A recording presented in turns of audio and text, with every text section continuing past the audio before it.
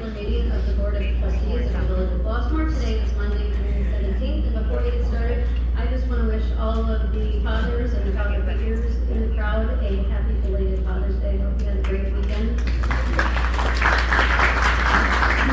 I'm looking forward to celebrating with my dad in Kansas City, who's coming here to visit for our 100-year celebration later on this week, so that's going to be fun.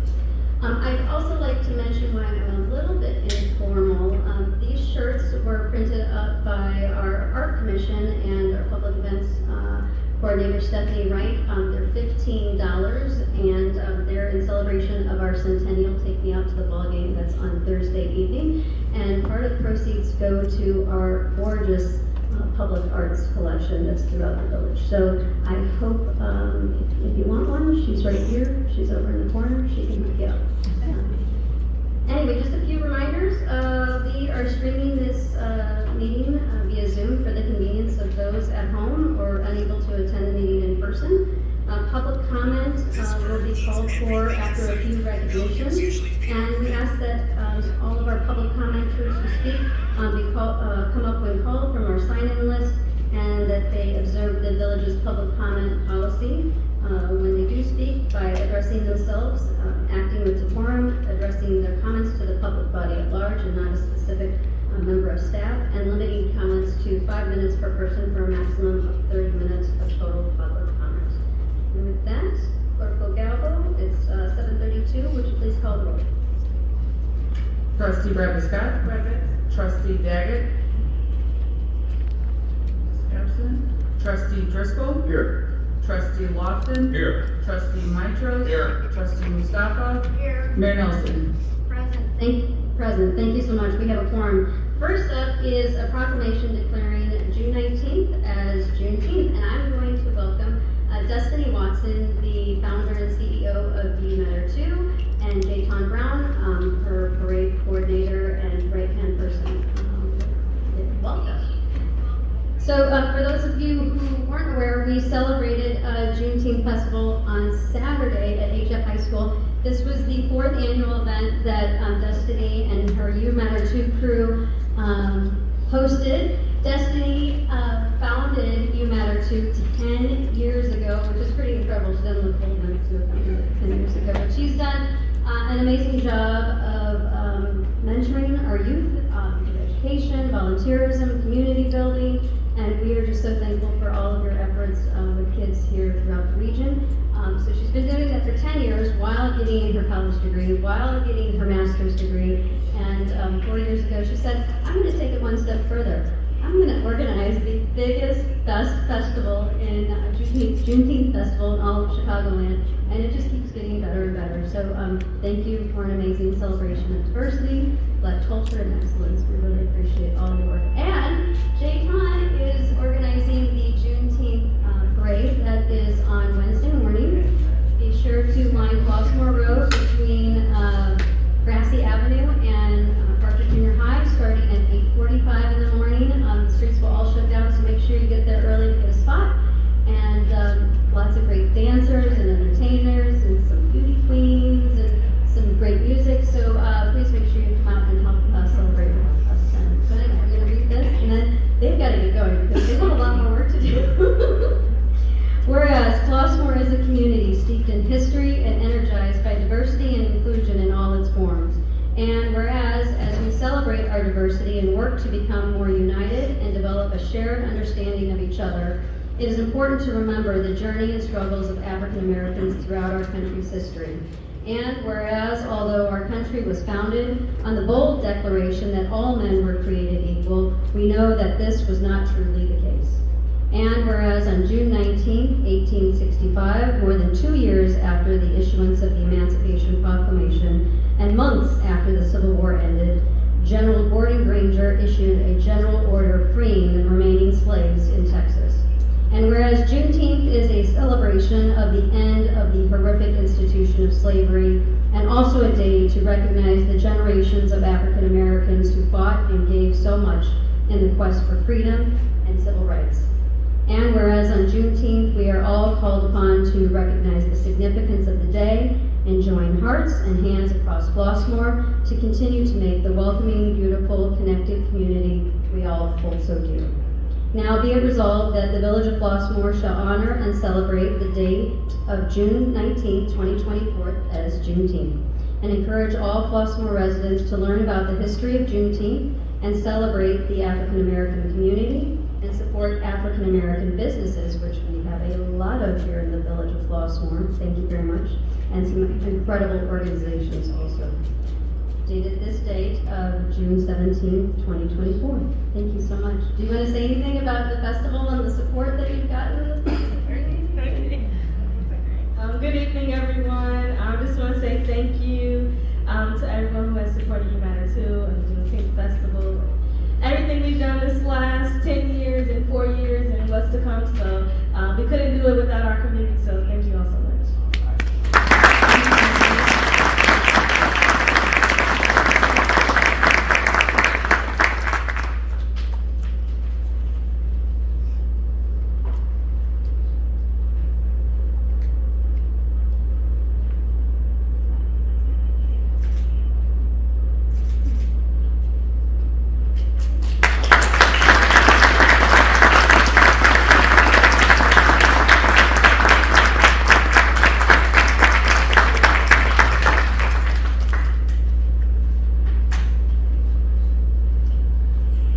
And now we're going to welcome up Fire Chief Bob Kopek for a special recognition of a successful EMS response.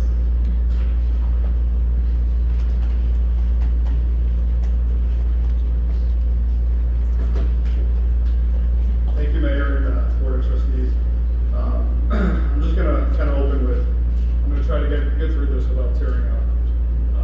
Maybe it sounds a little tacky, but after reading this and talking to all the individuals involved in this particular call, it's truly amazing. It's an amazing blessing that I get to have this moment with all these people that you see here today to recognize what teamwork and community truly is and what first responders truly do for our community as the civilians that walk with us every single day. The police and fire department responded to various emergency incidents annually. Some incidents, however, push our personnel, residents, and guests beyond what some would suggest is routine. These incidents require special recognition for exhibiting professional skills and conduct during a coordinated action with personal risk. The incident that requires this special recognition occurred on May 20th, 2024. On that afternoon, around 2:15 p.m., both Flossmoor police and fire responded to an unresponsive male patient on the tennis courts located at Brassey Avenue in Garden Place, in cardiac arrest. Upon realization of their partner being in cardiac arrest, Mr. Justin S. Winston, an Evanston police officer, alerted Mr. Daryl Lewis and Mr. Johnny Wilwon to initiate CPR. Mr. Winston grabbed his cell phone and alerted 911 ECOM dispatch of the emergency. ECOM TCO Sherry Wright provided Mr. Winston with pre-arrival instructions to assist in the patient's initial care, which allowed Mr. Winston to take over compressions until the arrival of EMS. Also within a minute, TCO Brian Tobin was making notifications to Flossmoor Fire Department EMS to initiate their emergency response. By working simultaneously, TCO Wright and Tobin rapidly initiated the 911 response. While fire and EMS police units responded, ECOM was able to continue to gain vital information and continue providing pre-arrival medical assistance to these gentlemen.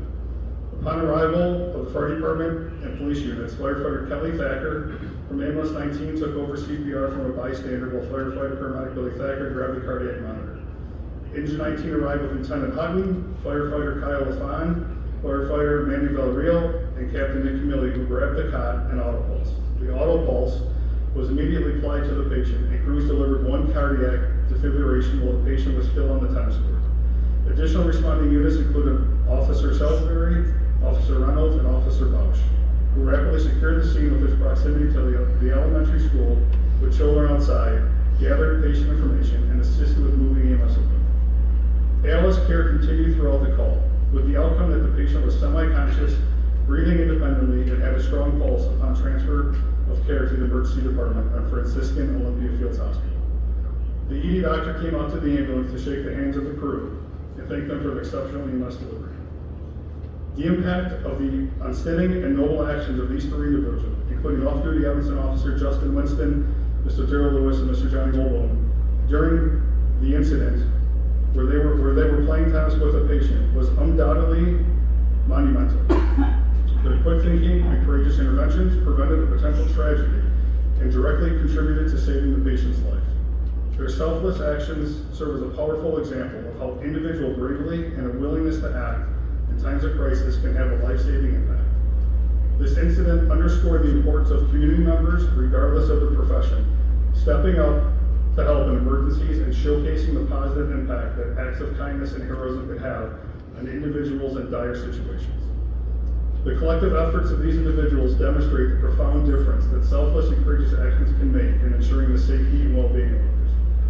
Awarding the EMS Life-Saving Commendation Award shows wonderful recognition and acknowledgement of the exceptional skills and life-saving efforts displayed by the individuals involved in the incident on May 20th, 2024.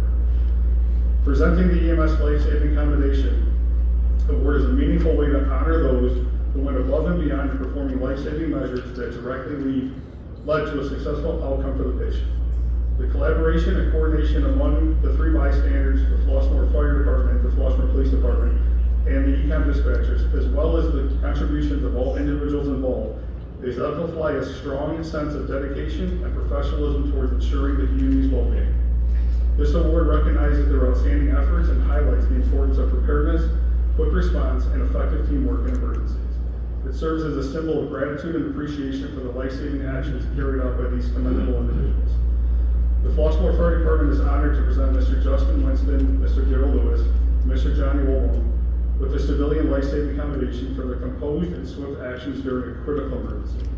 Mr. Winston's prompt initiation of early intervention, supported by the life-saving CPR performed by Mr. Lewis and Mr. Woolman, and effective communication with 911 dispatchers facilitated a seamless transition for Flossmoor's first responders. These individuals' collaborative efforts and composure were instrumental in ensuring a successful outcome and highlighted their exceptional commitment to emergency response and community safety. The Flossmoor Fire Department proudly acknowledges the first responders with an EMS Life-Saving Commendation for their exemplary performance in a critical medical emergency. Collaborating effectively with bystanders, the first responders facilitated a smooth handover process, enabling them to swiftly gather crucial information and deliver high-quality EMS care. The professionalism and dedication exhibited by the Flossmoor emergency responders underscores their unwavering commitment to serving the community. Prompt on-scene treatment and rapid transport to the hospital initiated the chain of care that culminated in a successful outcome for the patient. The awarded first responders are recognized for their exceptional efforts in preserving life and upholding the highest standard of emergency medical services. So with that, I'm going to ask Mayor Nelson if she would grab one of the AC Berkey, come on, give a hand. We're going to start with our civilians and Officer Winston.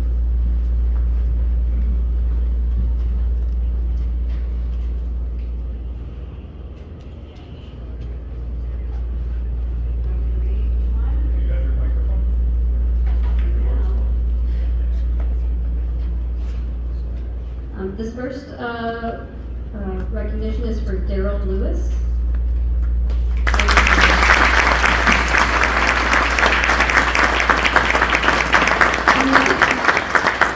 In recognition of your actions on May 20th, 2024 for the medical emergency with cardiac arrest, the Flossmoor Fire Department is honored to present Mr. Justin Winston, Mr. Darrell Lewis, and Mr. Johnny Woolman with the Civilian Life-Saving Commendation for their composed and swift actions during a critical emergency. Mr. Winston's prompt initiation of early intervention, supported by the life-saving CPR performed by Mr. Lewis, who is here with me right now, and Mr. Wilbon, and effective communication with the 911 dispatchers facilitated a seamless transition for Flossmoor's first responders. These individuals' collaborative efforts and composure were instrumental in ensuing a successful outcome and highlighted their exceptional commitment to emergency response and community safety. Mr. Darrell Lewis.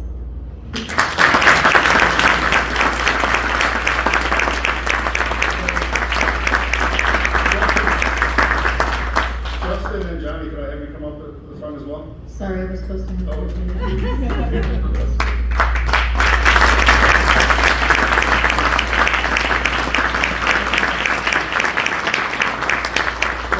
Unfortunately, Johnny was not with us at this time because I'm running a little late.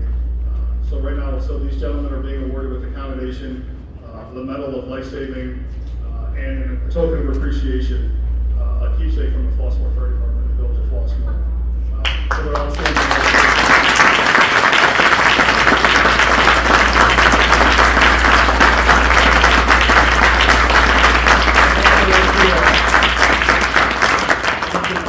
the Chief Stewart from the Evanston Police Department is with us today too to share the outstanding service that Officer Winston showed on that day. So thank you for being with us, Chief.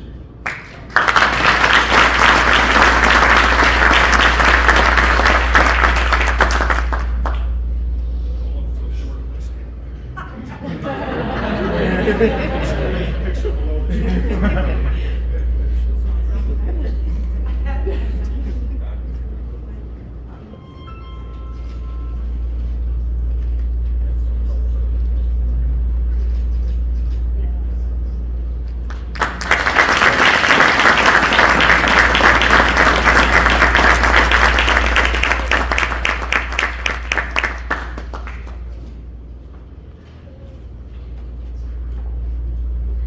Justin also received a little piece for you, Chief.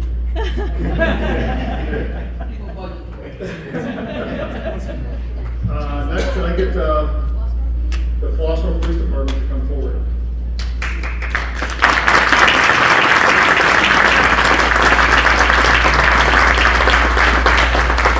So, yeah, it's all the same verbiage. So we're going to be Officer Cherrier Reynolds, Shift Leader Abby Salisbury, and Patrol Officer Hank Pausch. Mayor, can I have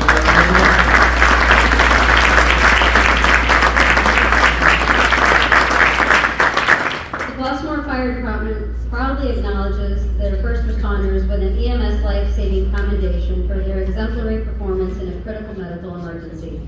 Collaborating effectively with bystanders, the first responders facilitated a smooth handover process, enabling them to swiftly gather crucial information and deliver high-quality EMS care.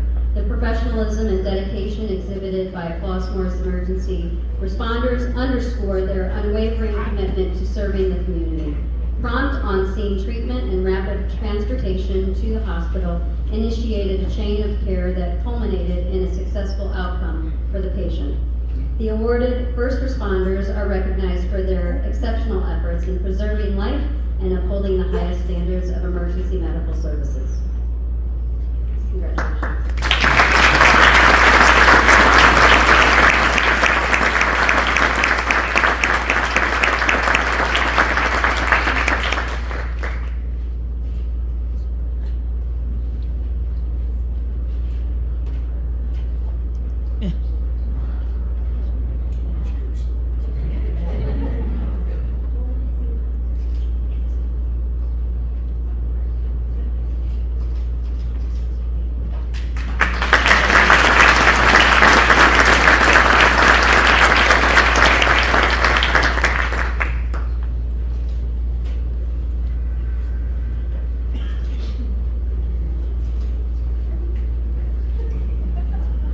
One thing we truly learned to appreciate as first responders is our 911 operators, the TCOs.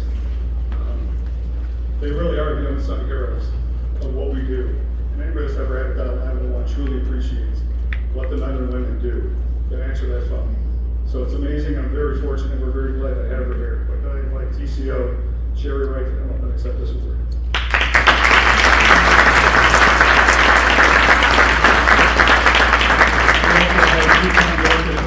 If you want to step up to the front as well.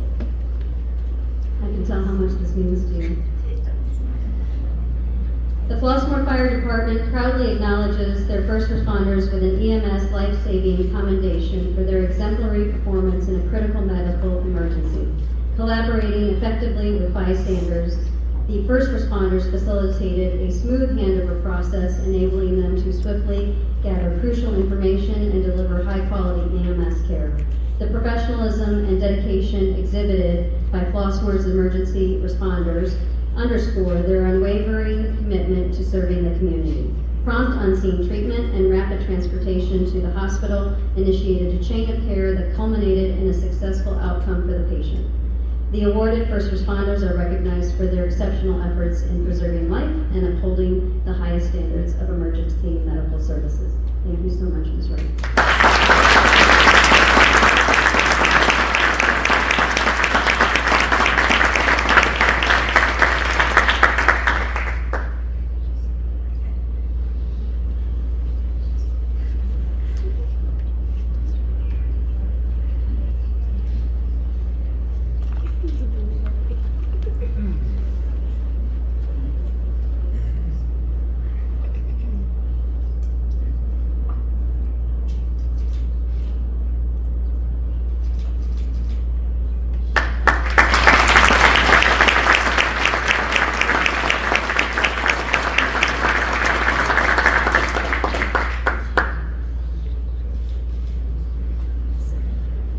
And if I could ask Flossmoor Fire, I have Captain Nick Milley, Lieutenant at Hutton, Firefighter Paramedic Billy Thacker, Firefighter Paramedic Kelly Thacker, Firefighter Paramedic Kyle LaFond, and Firefighter ET Manny Del Rio.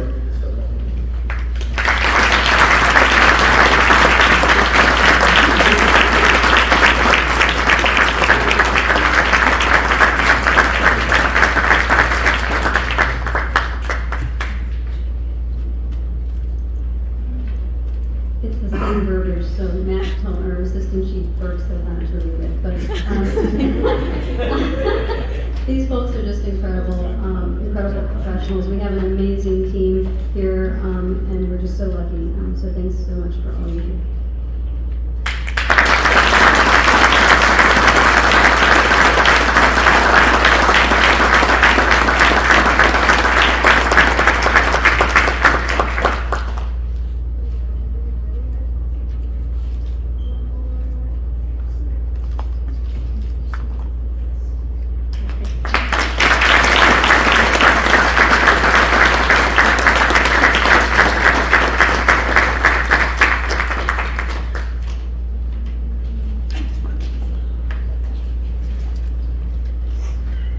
So what the other part that makes this evening so special is we just recognize everybody that played a part in making a difference on May 20th, 2024. So with that, we did invite the patient, Mr. Peter Mullings, to come up. I think we actually got a little swag bag for Flossmoor.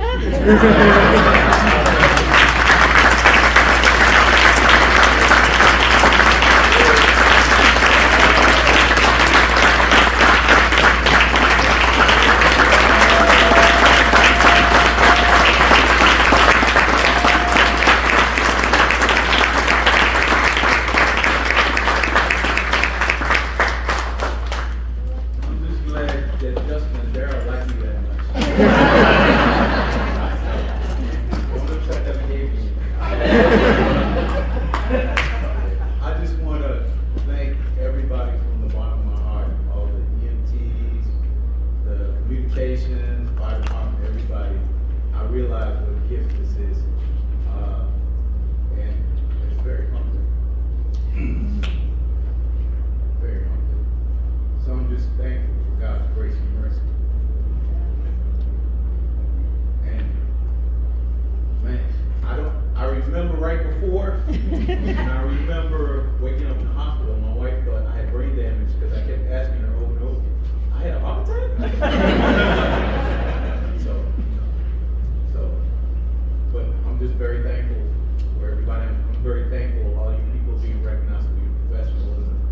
As a former law enforcement person myself, I understand how that can go unrecognized, but I'm just glad I'm here with that. Thank you very much again.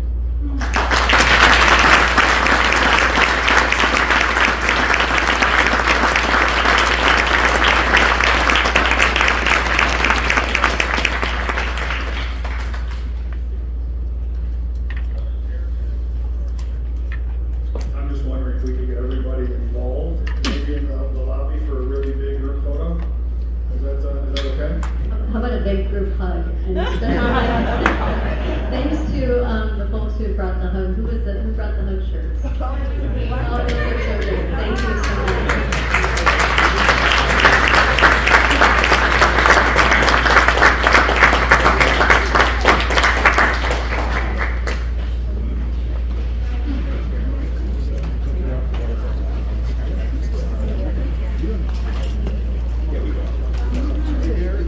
Hey, how you doing? Yeah.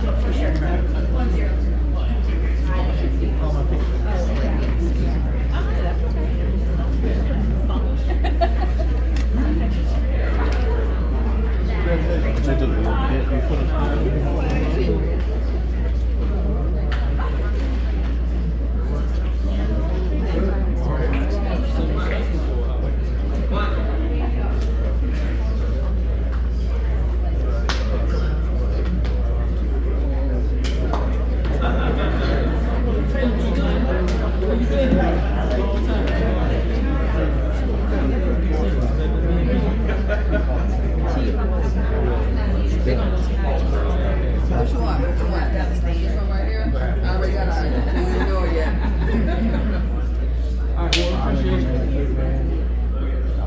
Who's that?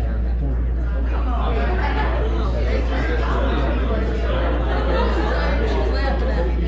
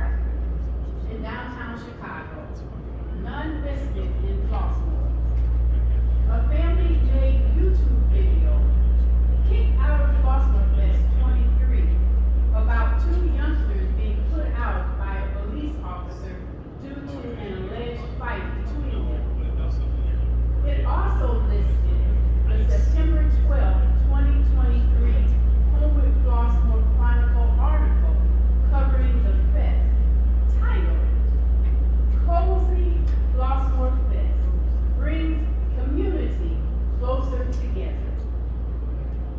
Two quotes from this article.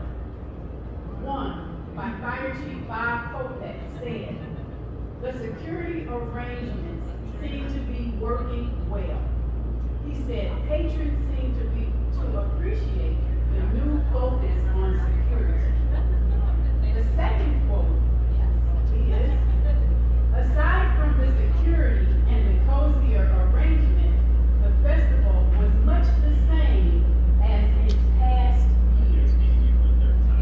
Mayor Michelle Nelson said she wasn't sure how residents would respond to the changes, but she thought people were pleased. They appreciated the efforts we took to create a safe and family-friendly environment. And once you got in the fest, you really didn't feel those added safety precautions. She said it felt like a normal Flossmoor fest. Given my time is up, I will continue my report next time. Thank you. Thank you, Ms. Perry. Mr. Warren Engelberg. Thank you. Welcome, Mr. Engelberg. Thank you.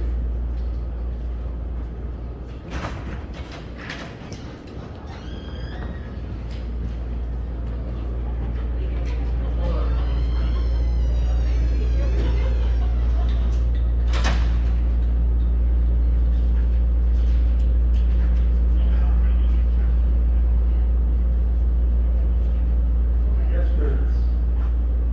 We may be looking at restaurants and businesses here in Flossmoor. I want to talk about Starbucks is leading the way at restaurants, complaining that there are declining customer bases. They're in trouble. The leader of Starbucks tells us why. It's the end of all the government assistance that came out of the pandemic.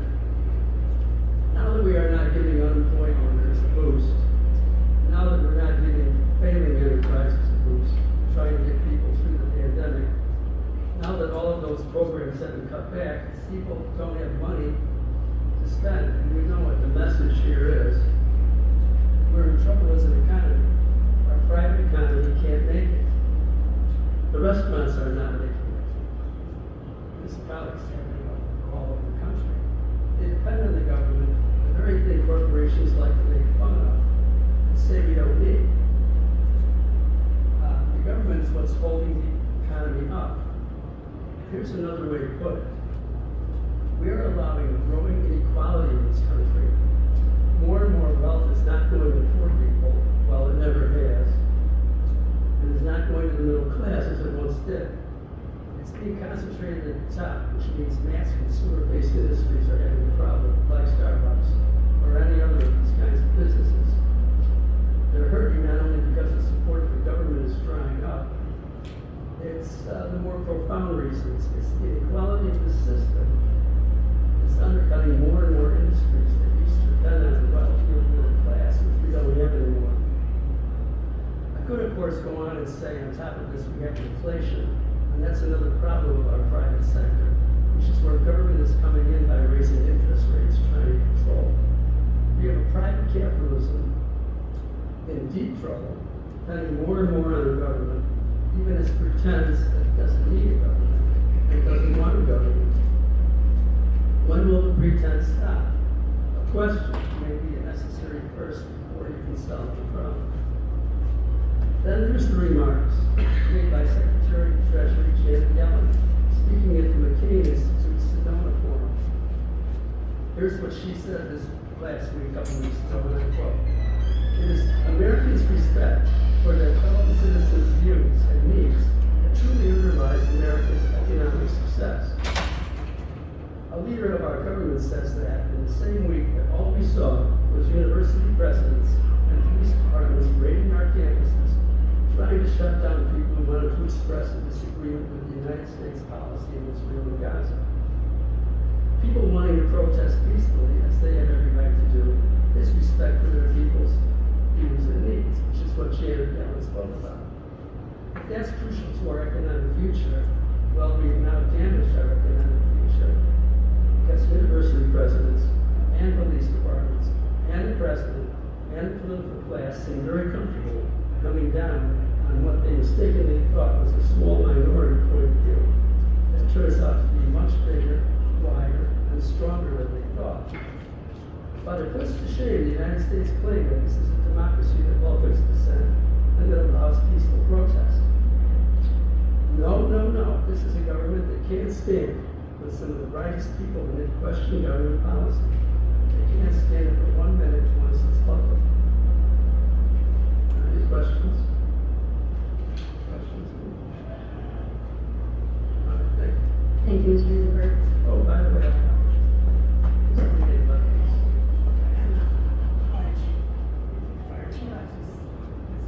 Oh, Ms. Readers, okay. Yeah, you can know this. Thank you so much. Okay, thank you.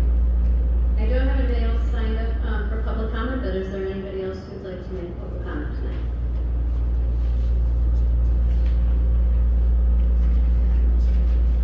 Great, thank you. Can I get a motion to approve the consent agenda? Second.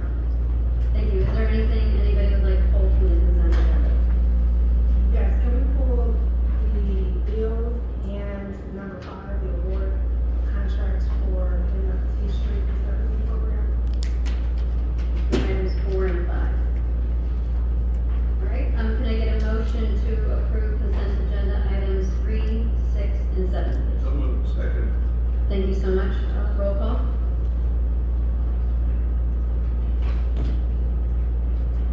Trustee Brenda Scott? Yes.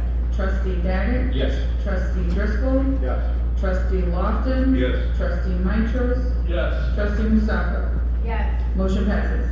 Thank you so much. Can I get a motion to approve the bills for approval and payment as approved by the Finance Committee June 17, 2024? So moved. Second. Thank you so much. Trustee Bradley Scott, since you asked for this to be pulled, I'll let you start.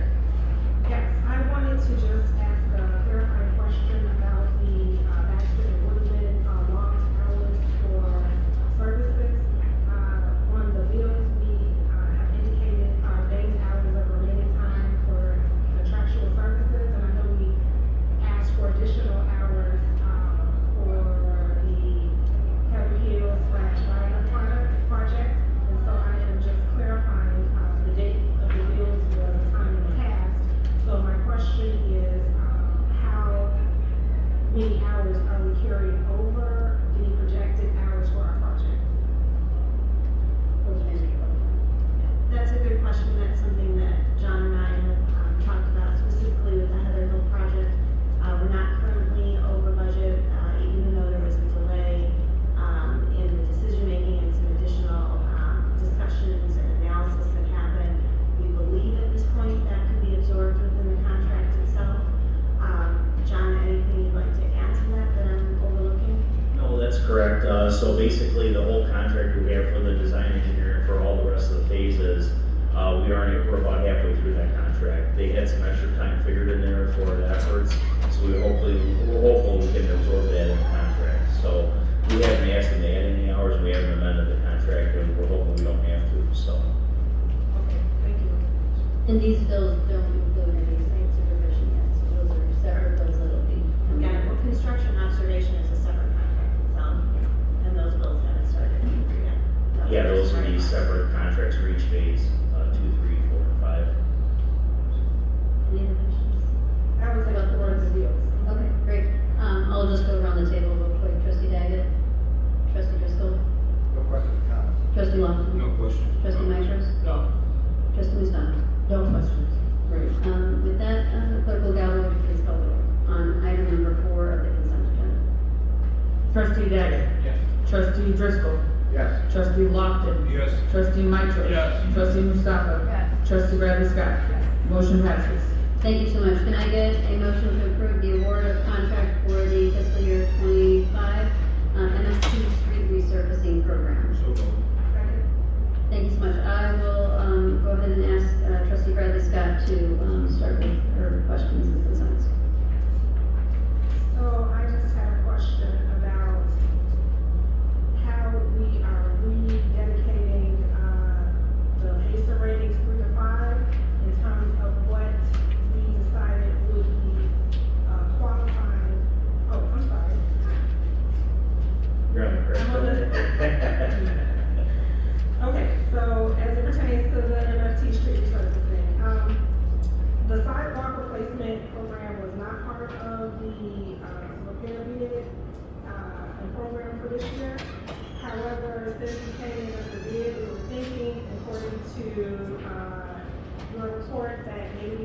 sidewalks completed. And so I just was, since we didn't get the sidewalk bid and report with this, where that would come in. So basically, what we did was, after looking at the streets that we have on the list that wanted to get done this year, the sidewalk work on the streets, the mid-block sidewalk. For a couple years, we were including those in the resurfacing project, but the cost of concrete and the cost of doing the sidewalk replacements has gotten pretty high. For example, on Oakmont alone, there's about $80,000 worth of sidewalk alone, just on mid-block work that would be part of the sidewalk program. So we took that out of all these streets so we could get more streets done. If we try to do the sidewalks and streets and everything in this $500,000 budget, we'd probably get all 3 streets done out of this list. So basically what we're looking to do is since the bid came in about $20,000 under the budget number, we're hoping to add some of the sidewalk on Oakmont or one of the other streets. And then with our sidewalk program, also do some more of the sidewalk. We're not sure if we'll get all of the mid-block work done on all the streets. So we only have $100,000 in our sidewalk program this year, so, but we're gonna see how far we can stretch it out, so. Okay, so do we need to reallocate those funds, with the bid?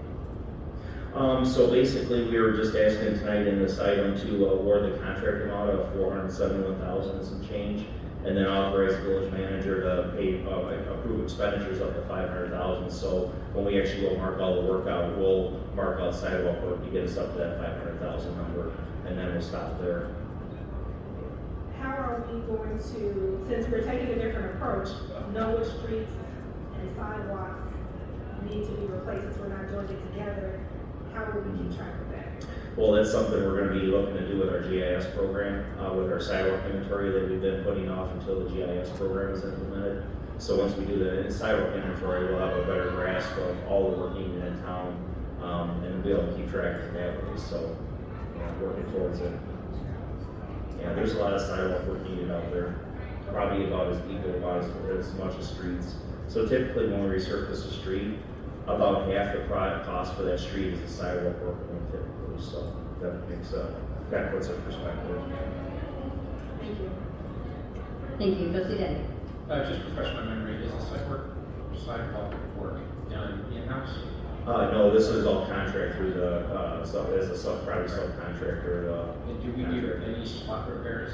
We do, Okay, yeah, so we do. We probably, it's a smaller scale because we can't do as much as efficiently and quickly as contractors do. But we do some, we have a list we're actually currently working through right now, so, and we're gonna be doing more over this summer. Trustee Driscoll. No questions or comments? Trustee Lawson. Just one question, John. It seems like these costs continue to rise, like everything else. What's the driving force on this side? Concrete a couple years ago went up quite a bit. Cement costs escalated.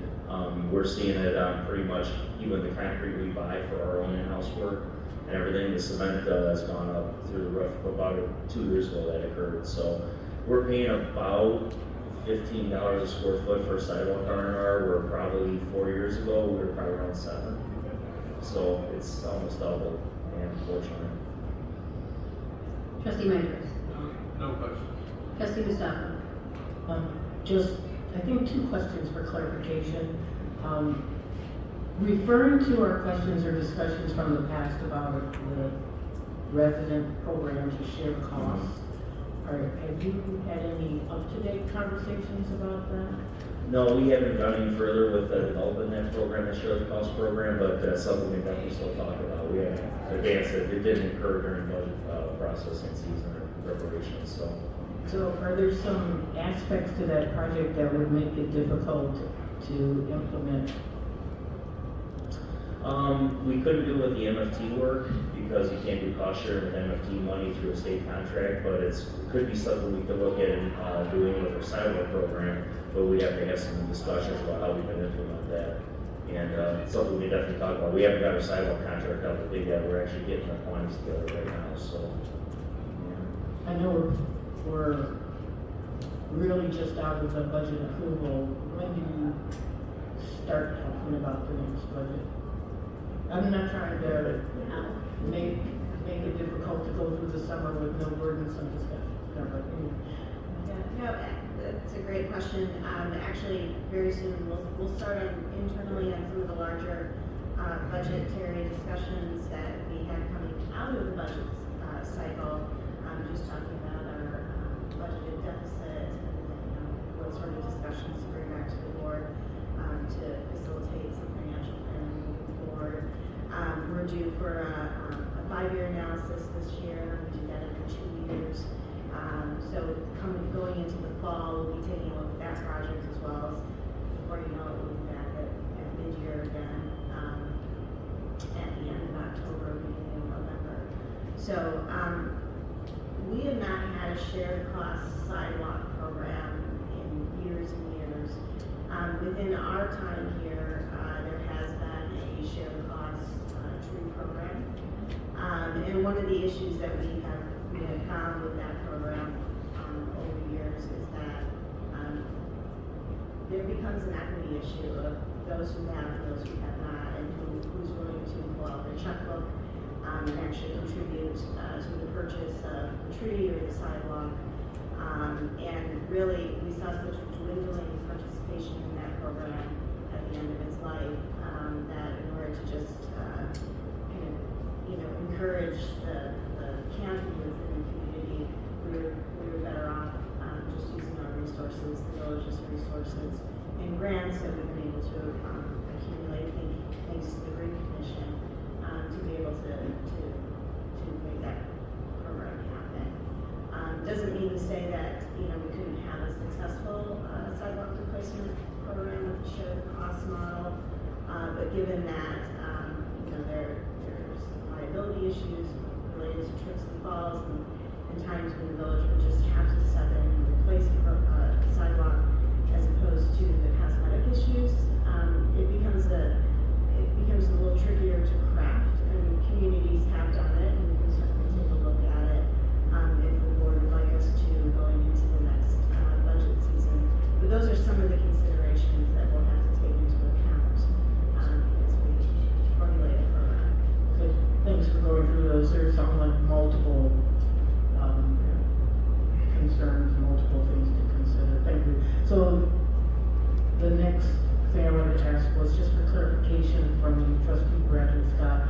You mentioned the GIS, getting up to speed with using that to keep track. So how do you do it now without that system? We basically use the call logs we get from residents, stuff we find, basically from complaints about bad sidewalks when we're driving around.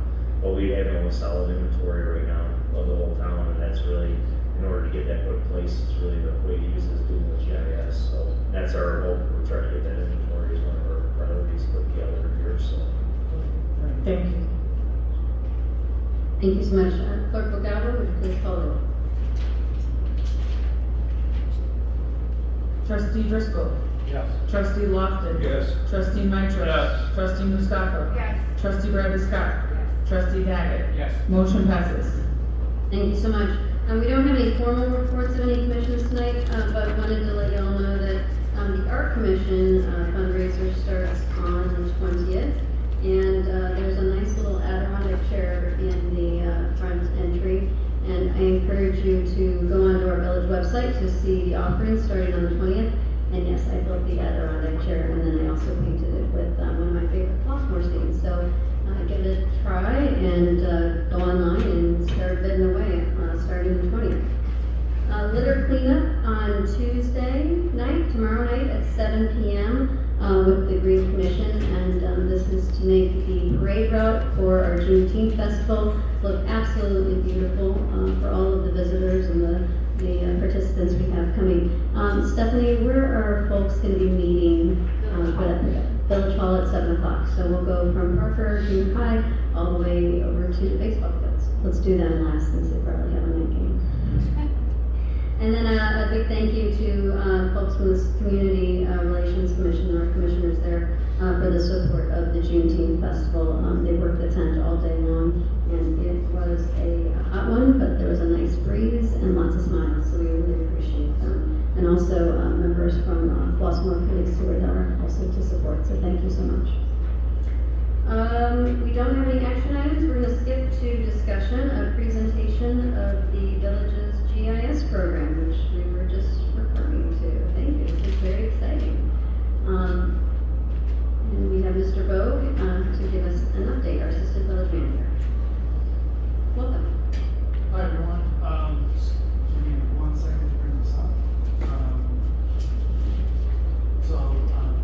Today we're here to talk about our update from our program, our GIS program. Trustees may have noticed, the public may have noticed as well, that we have posted on our website, put in our e-news, what I've been doing to interact with our GIS program for the last couple of weeks. Tonight's presentation is to go over both the community portal as well as some of the infrastructure and internal things that we're doing with GIS. As just a little background on this, we, the village board, entered into an agreement with GIS Consortium and the vendor MGP on September 2023.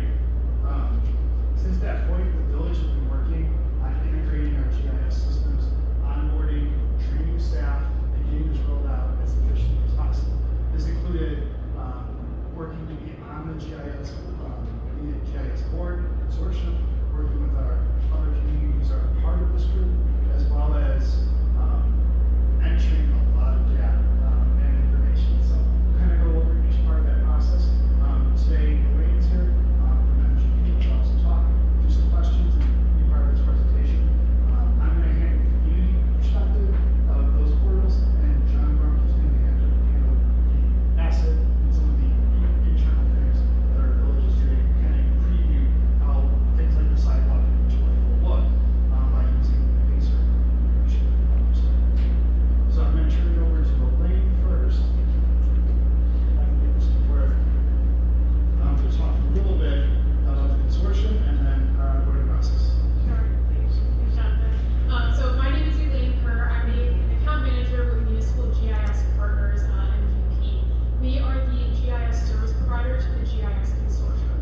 The GIS Consortium is a collaborative group of 43 different communities across the Chicagoland area that partner together to support shared services and shared staff for GIS programs. So as you see up on the screen here, this is a map of the different participating communities that are part of the GIS Consortium, Flossmoor being one of them. So I'm going to get to the next slide here.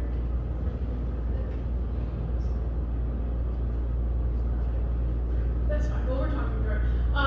So one of the first steps and the most crucial parts of getting started with the GIS program in a community is the onboarding part of the program. So the GIS program onboarding is the first step that we take in partnering with communities to do a few different crucial things to start their GIS programs. The first one is getting data into the GIS system. One of the things that the GIS Consortium utilizes is the database called Local Government Data Model, which is focused on supporting local governments with their data. The key to getting your data, Flossmoor's data, into that system is that it allows us to share solutions across the 43 communities that are a part of the consortium.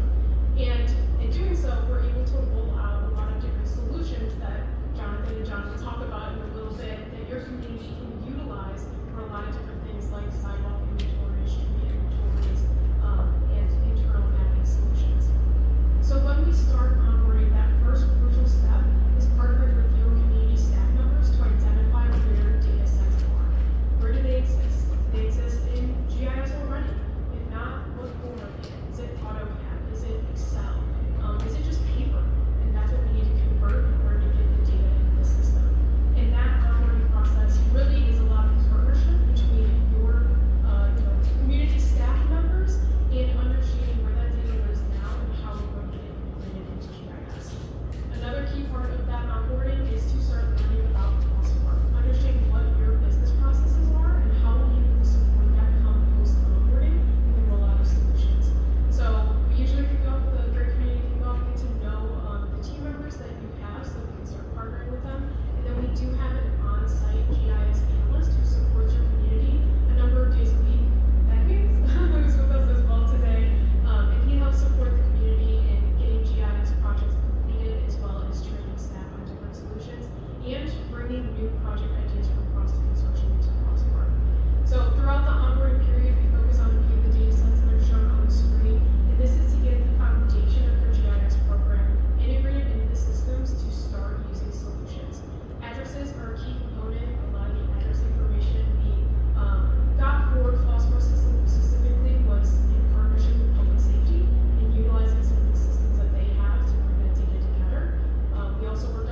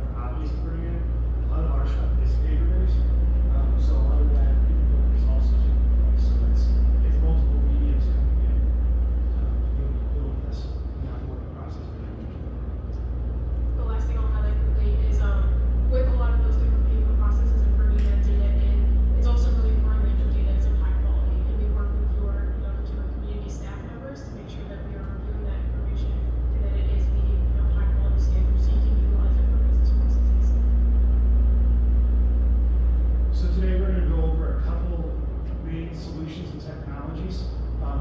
In the community map viewer and community portal, both things I'll be going over today. My GIS and how we use the asset management system will be John Rumpke, and I'll go over the 100-year homes as part of other things that we can do with the system as well. So I'm going to try coming out of here and going to. So the first thing I want to highlight is right on our website. We have village maps under our community, which is right here, village maps. It's also under the public works department too. So there's two different locations that are cross down by residents. Right on here, we can get you both things that we're going to demonstrate today: our community map viewer and the community board, both right here for the residents to come check out. I'm going to start by the map viewer. So if I go to the map viewer, you can see as we add different things, you can add school districts, zoning. You see our different zoning districts pop up when we do this. You can get down pretty close. You can see our different addresses and find out information about each one of these houses. PIN numbers, addresses. On the employee side and staff side, you'll actually see the owners of those houses. Right now, for the regular resident wouldn't be able to see that, but we can see that information, which would be very useful while we're working on different projects. John? Yes. Mind me asking, that data right there, before we get too far away from 10 locations of residences, are we showing actual dimensions of those lots? Not actual dimensions of lots, actually, basically what you can see here, it'll take you to the Cook County website, the tax assessor site. You can see some of the information, the actual home civil, I believe. I don't know if it actually has lot dimensions, it has square footage, I believe, on their lots, but it's not actual dimensions particularly, it's basically a county map. It's not like, you can dig in a little deeper with the county data and get like symbols and stuff, but it doesn't have actual dimensions for each lot, if that makes sense. When you go to the community portal, you can put in your address, and this is what will show up.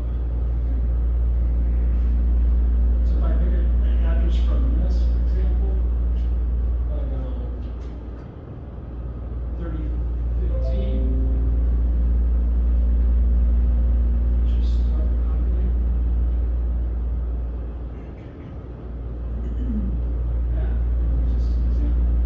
You can actually see the property summary. So the township you're in, which for Flossmoor can be tricky. The school districts, but you also can go to your government representatives. They'll show you their websites and their email addresses as well as their phone numbers. They'll give you the zoning information of that property, whether it be business or residential. And it actually pulls from the county website the property taxes, or property tax breakdown, which includes a breakdown of the cost of each taxes. So that is all through the community report. Both this example and the example that I showed you previously are both open to all residents of Flossmoor, and they can currently do it now through our website. So I'm going to turn the next part over to John Rumpke, and I'll probably click through this bit of issues. So then actually I want to jump into,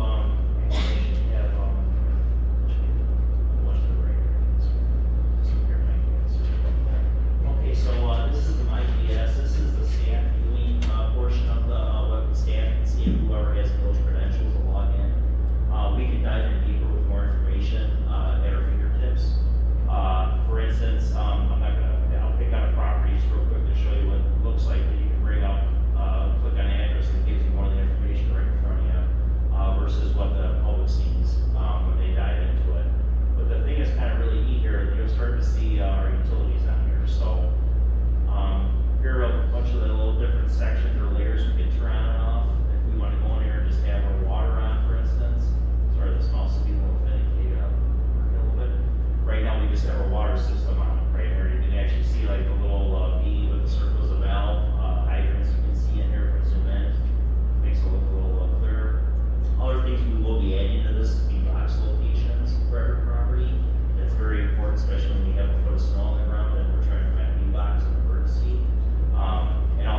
services.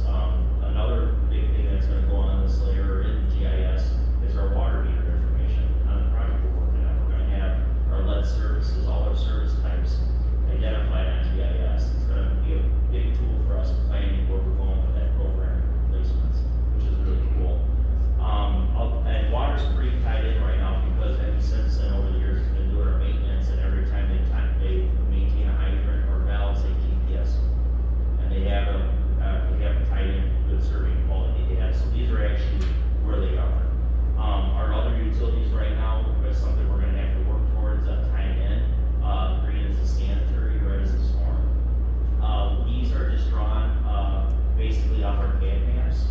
Matt over here did a great job of getting all of this overlaid onto the GIS for us. But now as we go in and actually tie these in on projects or use equipment ourselves to tie it in, we can actually tighten up the locations of these, and that's something we're working towards. So right now, some of them might look a little funny, like, hey, that's not quite the way it looks. Well, it's not the scale right now, but it will be. So that's really neat. I'm gonna turn the utilities off here. Actually, this one. This one. Yeah, this one's also. Here we go. If I get the utilities turned off here, sorry, the wireless devices here. So we're gonna turn on the street utilities and zoom out. And we're gonna go, I believe, if I correct, they have all the scope. We're gonna go back. Is the next two? Thanks, appreciate it.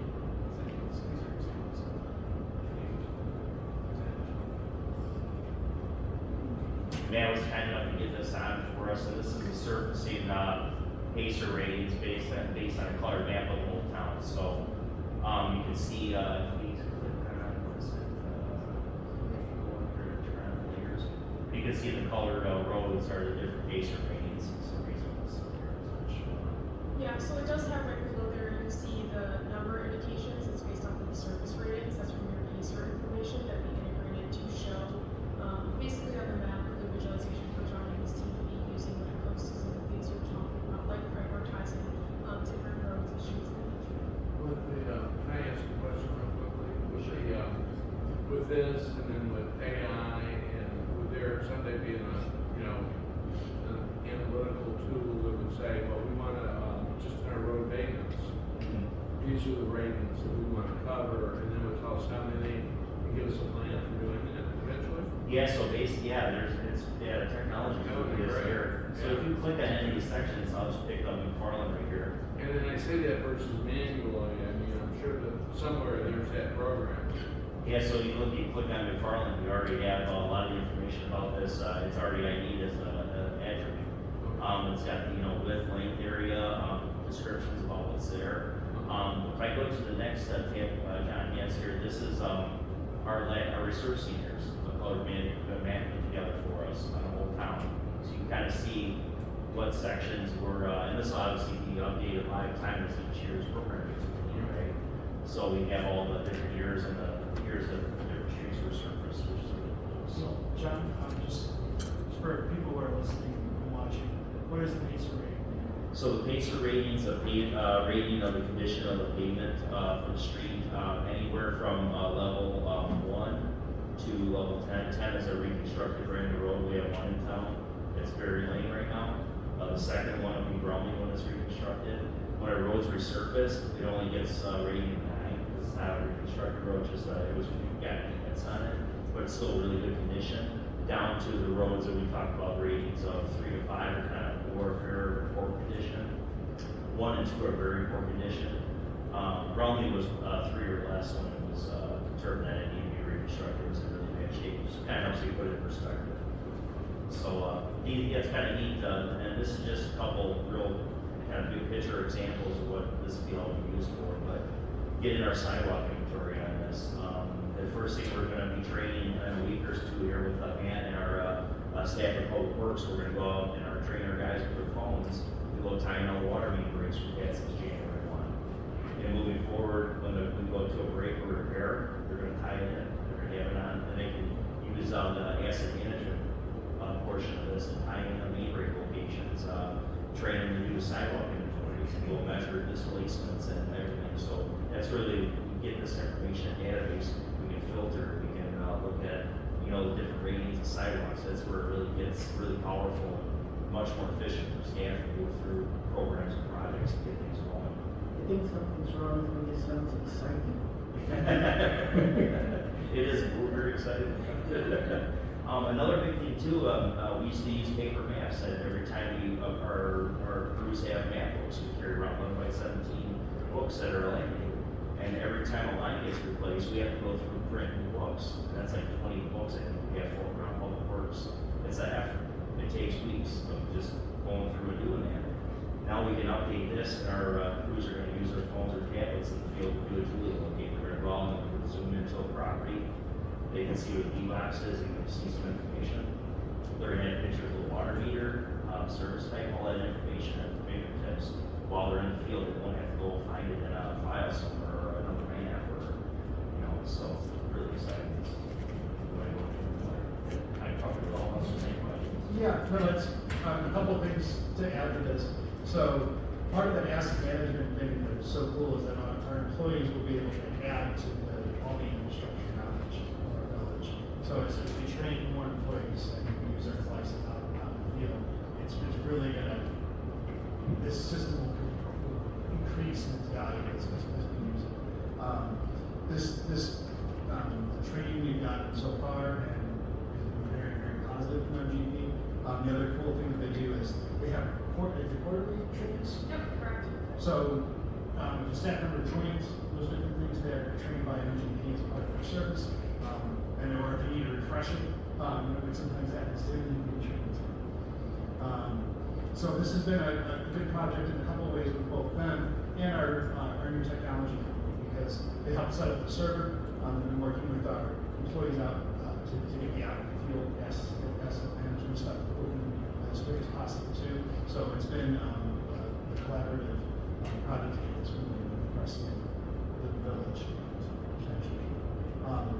So before we take questions, I'm going to show one more thing. And what's cool about there's a couple projects that we've been doing in the background too that are helpful.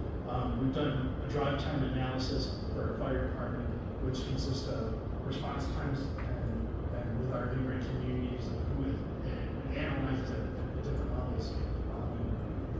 About Quebec perspective, if I mess this up, which municipality has the closest proximity to or most logical sense to take that call. Those analyses are giving the economy those and sharing amongst the communities to better respond in cases of emergency. One of the other projects, there's a lot of versatility that this can do both in each one of our departments. An example of something kind of fun that I wanted to try doing with it is highlighting some of the 100-year homes in our community. You'll probably see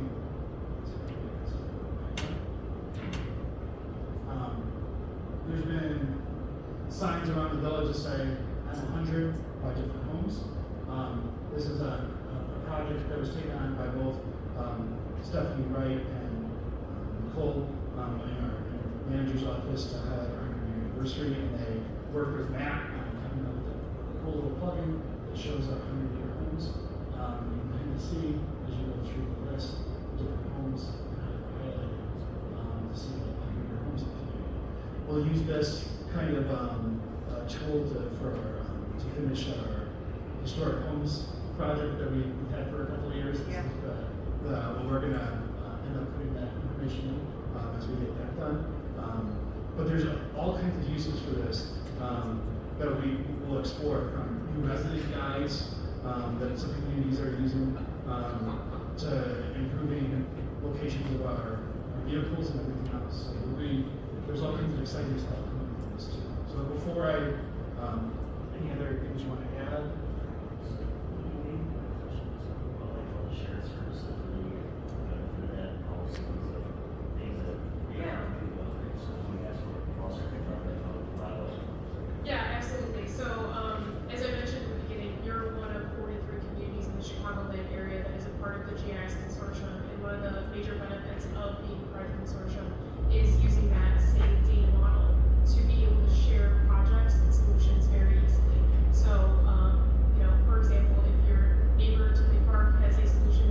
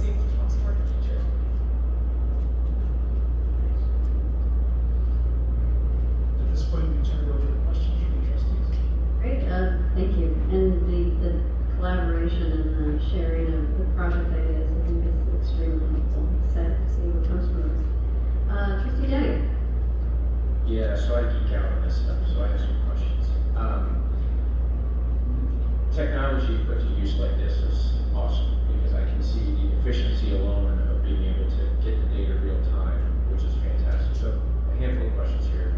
First, is there an option for a homeowner to claim their property and get more in-depth information?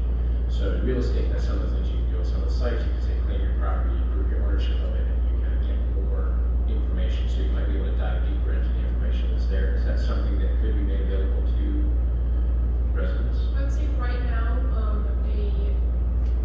a solution or something like that doesn't come to mind. A lot of the information that we use to provide owner information about our property is based on what the county provides. However, that's not to say that if there are information that the village has in regards to historic information on the property, that could be something that they utilize. I guess a similar way that I've seen this used, but not quite in that way, is using community portal as a platform to connect into your other ERP systems to be able to pull historic permit information, any outstanding fees, information like that. So connecting to those other databases in this format is a possibility, and then having staff on be able to quickly deliver that information. Yeah, that can be wildly helpful, especially when it comes to the real estate side. Someone buying or purchasing a home, maybe able to have, all the roofing stuff. Was there a permit? Oh, yeah, it's right here. Go, here you go. Instead of having to pay a visit over here. So having a deliverable for that would be. Now, when you say having staff to deliver, once you kind of have that product or certain solution, you said, in place, once you develop that solution, is it easily, does someone have to constantly manage that solution, or is it pretty plug and play? Once it's there, is it easily repeatable? I guess is the question. Ideally, when we are partnering or utilizing data from other systems in the community, we are looking for as direct connection as possible so that it does minimize staff time when it comes to having to update those systems. We would rather have it live in your other ERP system for us to just pull from that system. Okay, cool. So does this include our tree inventory? Yes, it's in there. I don't know if it's on it later yet, but it will be. It's coming. So one thing about our tree inventory for the last probably 2 to 3 years, our consultant does each section for our inventory each year. They do it in GIS format, so that should be pretty easy, hopefully, to dump it for the consortium to upload for us to get that in there. So that'll be very helpful. So eventually we'll have that in there. Does this include, so I know we have a list of areas in the village and property specifically that have flooding issues. So, for instance, we know that there's issues in certain areas. Is that all in here? Not all the local or localized flooding issues, but all the FEMA floodplain information is actually on here, which is really sweet. I can show it to you really to see it. It's actually the players under third-party data. It's incredible. And would it be possible for us to add the historical areas that have the flooding issues to them? Oh yeah, I would think so. Yeah, we definitely put that data in there. We would just have to provide that data to Matt. Probably we could put that info on. The reason I ask is because I can see a situation where if we have identified those, then when rain events happen, you can just easily go into the system. Okay, yeah, got it again on this date. Just got it on that date. So that you kind of have, not only do you have the areas identified, but then you also have the frequency and severity. Is that something that could be done in the system? I would think so, yes. And one thing that comes to mind right away is our residential drainage improvement program, where we have a list of properties we're constantly building on. Every so often we update and get the GIS and continue the data so we can see if we have information on the spot. We can update and see. And then, this is just my curiosity, can we see, do we know what the oldest house in Flossmoor is on this? Can you look that up from that system? This is like. Well, it's the oldest Building property. building. That's, I guess they already answered that one. As far as the, 1889. as far as the other systems, one of the things to think about is, the village board, agreed to move forward with the laser fuse project. When we talk about some of our permitting information like that, right now that's all. So the digitization project that the village board approved, well, some of that stuff will be, as we're able to move towards that, those systems, they will be, they'll be public portals for those too. So that is some of the end goals of some of these projects, is to be able to connect residents with that information, which is important. So, some of those are in their infancy, and working with other departments to get there. We are moving So are we at this point at a place where new permitting and new information going in is digital?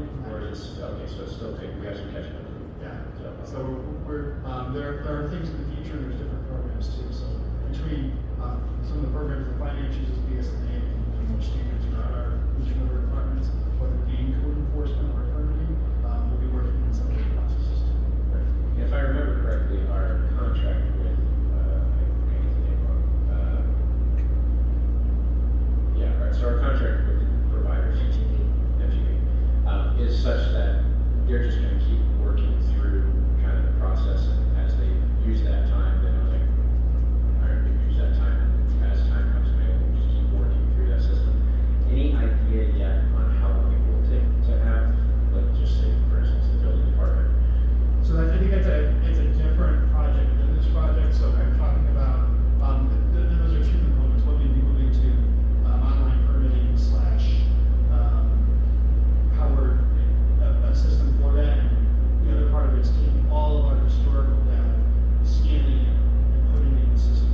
And then that system that we're moving toward, Laserfish, will work with BSNA automatically, work with that system to bring us, so anything that can use that system will be compliant with the scanning program we use, our document management system.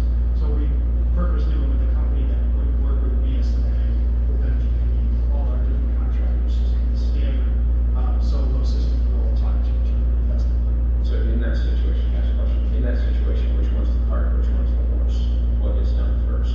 The system to hold the micro-completion information, or do they have to go through all of that old stuff? So I'm all at once person, so that's, Richard talks about that. But I think moving all projects forward at the same time, as we work through this has been helpful. So when we started the GIS project, we started working through those, working, with Ann, the finance department, her knowledge of BSNA, and working through some of those modules and, getting training in all of those. So, I think it's not a wait for this, wait for that. The only thing that I felt was imperative that we did wait for was some of the internal infrastructure that we did, both in fiber cables coming into the village for internet, as well as our servers and systems that we needed for our teams to manage some of these projects. But some of these projects, it would be badly, okay, we're gonna do this, we're gonna do this. They're all stages. So this is the stage that, as we work through the GIS project, this is an ongoing project, it's gonna keep on moving. Same thing with records, records creation. Same thing with, permitting online. Those things aren't going away. So, we have to keep pitching on all of those at the same time. So I think that's awesome.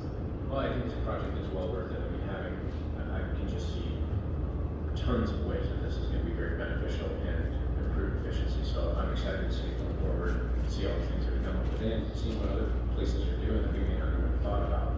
So I guess digging into that too, the shared aspect of that is great. So thank you for coming and presenting. If I could just add on to that, part of the beauty of the MGP and the consortium model is that every year our contracts for all the communities are reassessed to see what sort of staffing is needed. So whether it's more planning or more data entry or what have you, I mean, they are an extension, Matt and Elaine and the rest of the team, they're an extension of our staff, and they will adjust and ramp up or ramp down depending on how much work is needed. The consortium's been around for over 20 years. This is now the third community I've worked in where we were members. And, the work never stops, right? Like, this is just another part of our internal and external systems to support our operations. Thank you. Trustee Driscoll. I agree, excellent presentation, all three of you, thank you very much, very informative, and I think we're up to speed. Where I wasn't up to speed on, Trustee Daggett filled in all my questions, so I'm up to speed. But it's a fantastic project, very excited for residents, and full speed ahead. Thank you. Trustee Lupton. No, you answered my question. Great job. Seeing how it goes on. Thank you. Trustee Myers. Yeah, I just have a few, do our contingent, neighbors, Homewood, Olympic, are they all on the system? They are not currently, but that being said, some of our neighbors are interested in this joint consortium and are looking at that as well. So some of our neighbors are too. So this is a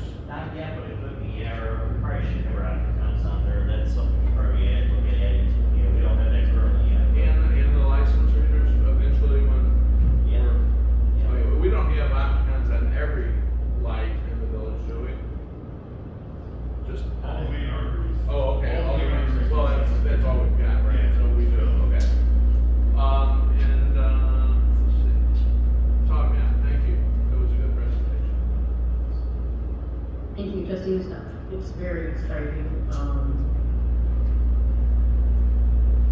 more than you know, this is the kind of thing I used to do all the time.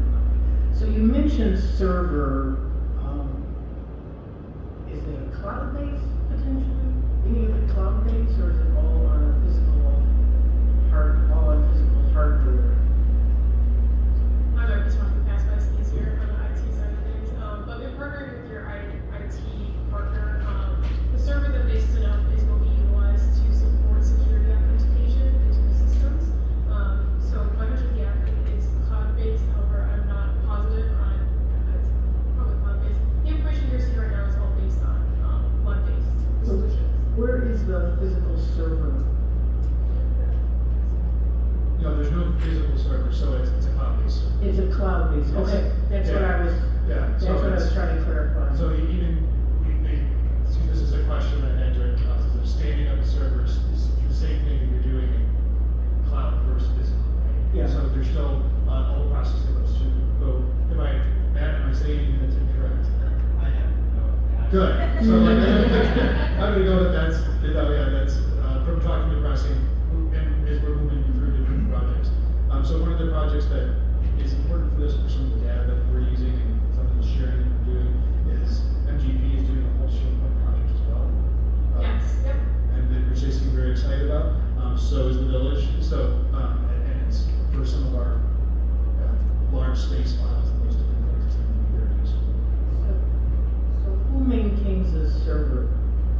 It would be the village. The village maintains the cloud?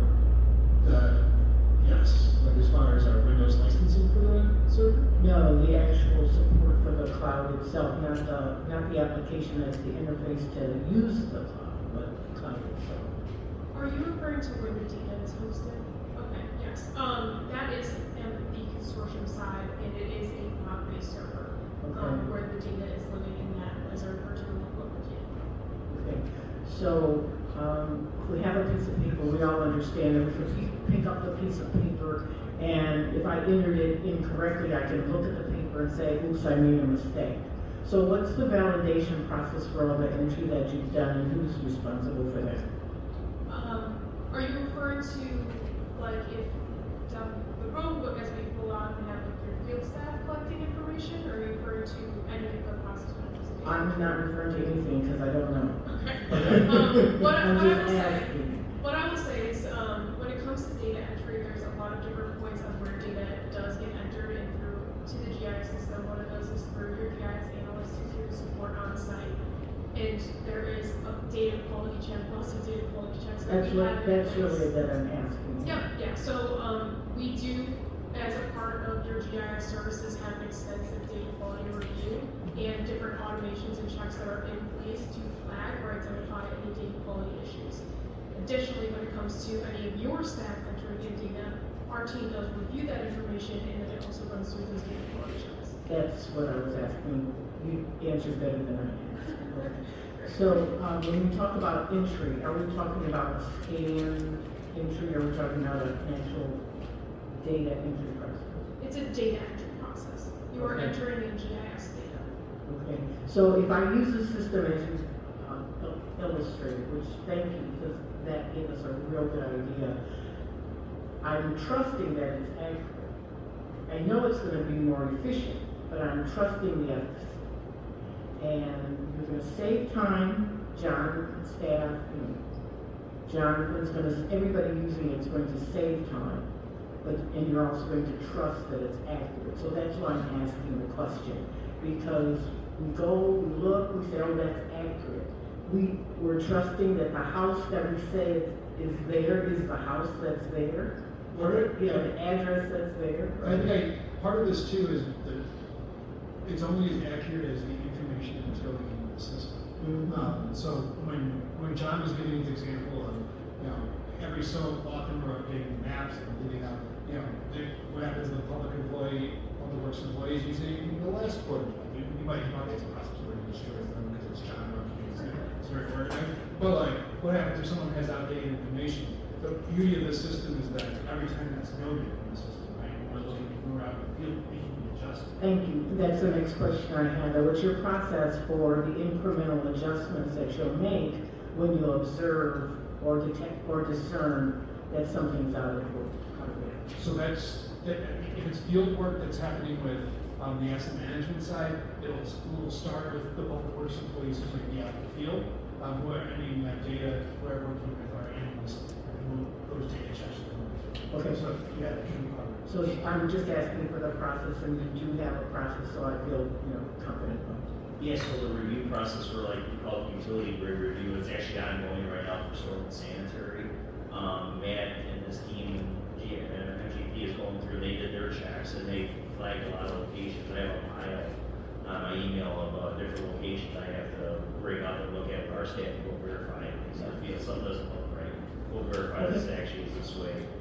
We've actually done some sewer televising to verify some locations to make sure there's actually sewer there and not just a dead end surface or something. That's the kind of thing that's going on. It's really cool. So yeah, it's even after that's all complete, it'll still be an ongoing where we're updating and doing things, or you could find something in a manhole's not, something's not right with the pipe or something. It's possible because it's only as good as the information that they were given from us from our CAD maps, and not every manhole's been verified.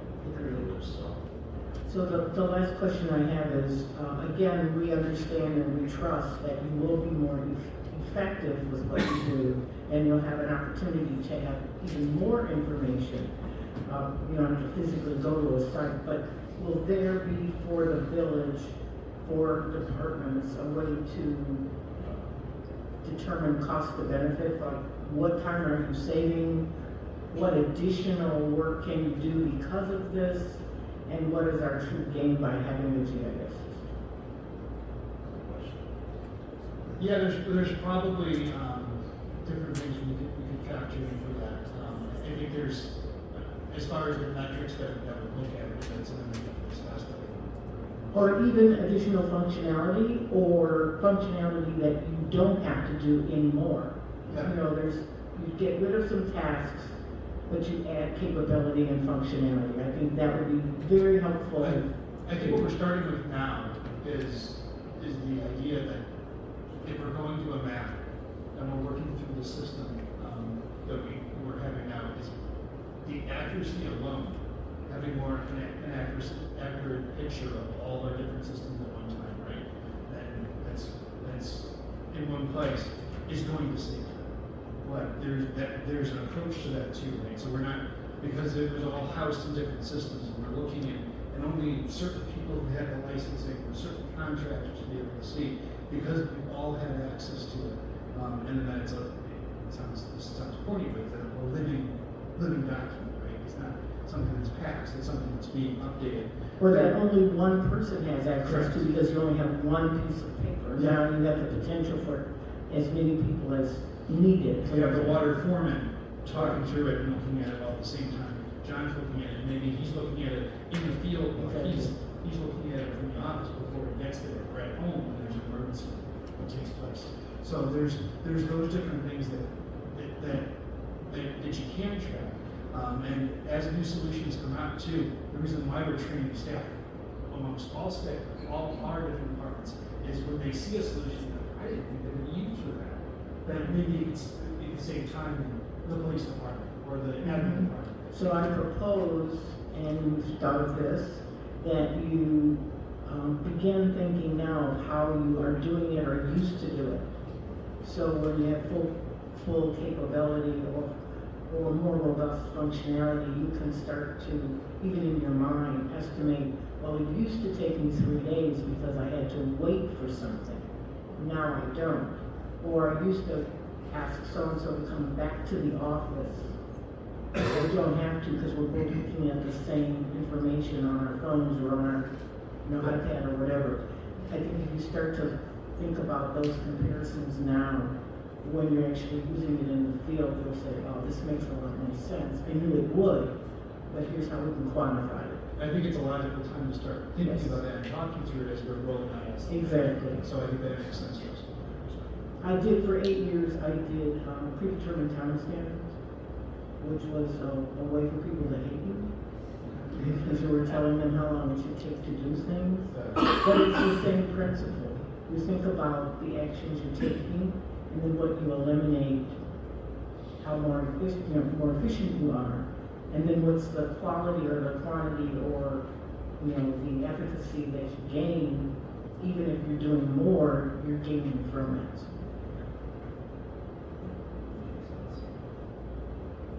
Thank you, trustee Brenda Scott. Thank you for the presentation, and I think I only have a few questions. So, the rollout of this is exciting because we've been talking about it for years and years and years, and to see it actually come into fruition is exciting. We had an incident maybe in a week or so with the water pressure. How would that have affected your capability to work within the GIS to, one, identify the problem, and two, being able to notify residents? Is this system able to communicate or talk both ways to us?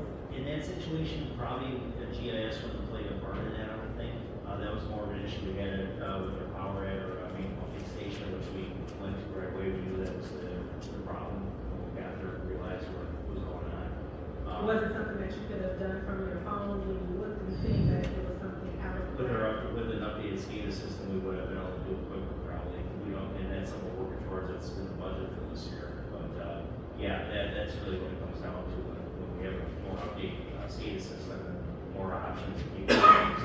We'll be able to deal with a lot more of that and have alarms easier and stuff. Yeah, that's really where that's going to come into play. But And to piggyback off of Trustee Daggett's question about residents being able to interact with the GIS for the flooding and identifying the system the resident system that you incorporated maybe earlier this year, like last year, how would that integrate with the system? So basically, we would have that into the IGS for sure and have all those properties on it, but I also think that we will have an outward facing map on the public community portal side. We'll be able to see that. I think we also should look at having our baser information out there and our ongoing projects each year, putting out, these are the streets that are getting done, these are the streets in the current, as we do updates, pushing these maps out to the public so they can see it. So I really think that's something we share with the public. That's easy to do too, and it could be done now really. But but once we actually get, I haven't got the residential drainage program and stuff on there yet, but it's something we work with. It's on the list of things we're working towards. You talked earlier on in the presentation about working with different communities, and will we get an RFP process and trying to get bidding for different things? How will we be able to put information out there about what we're looking for as an additional opportunity area for people to bid on our projects?